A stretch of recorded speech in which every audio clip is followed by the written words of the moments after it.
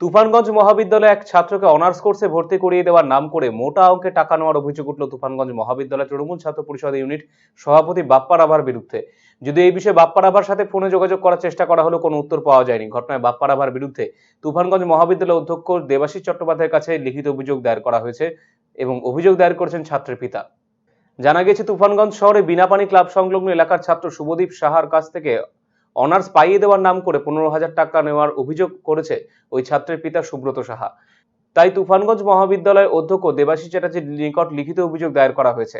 পরবর্তীতে বাপ্পা রাভার পদত্যাগের দাবিতে তুফানগঞ্জ মহাবিদ্যালয়ের সম্মুখে বিক্ষোভ দেখায় তৃণমূল ছাত্র পরিষদ। বাপ্পা রাভাকে পদক্ষেপ করতে হবে।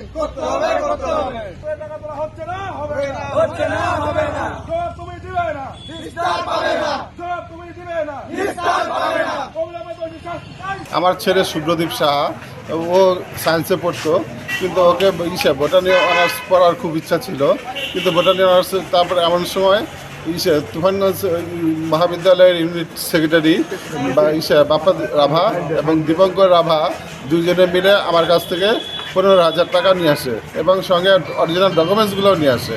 কিন্তু ও তো ভর্তি করাতে পারলো না, কিন্তু টাকাটা কলেজে যে কতবার আসছে তার কোনো হিসাব নাই। হ্যাঁ, কিন্তু টাকা চাইতে গেলে নানা রকম তাল বাহানা দেখায়। হ্যাঁ, টাকাটা পাচ্ছি না। হ্যাঁ, এর জন্য আমি আজকে প্রিন্সিপালের কাছে ডেপুটেশন দিলাম, টাকাটা যেন পাওয়া যায়। প্রিন্সিপাল আশ্বাস দিল যে এটা হলো সামনে জিবি মিটিংয়ে তুলবে, টাকাটা যে কী করে হয় সে ব্যবস্থা করবে।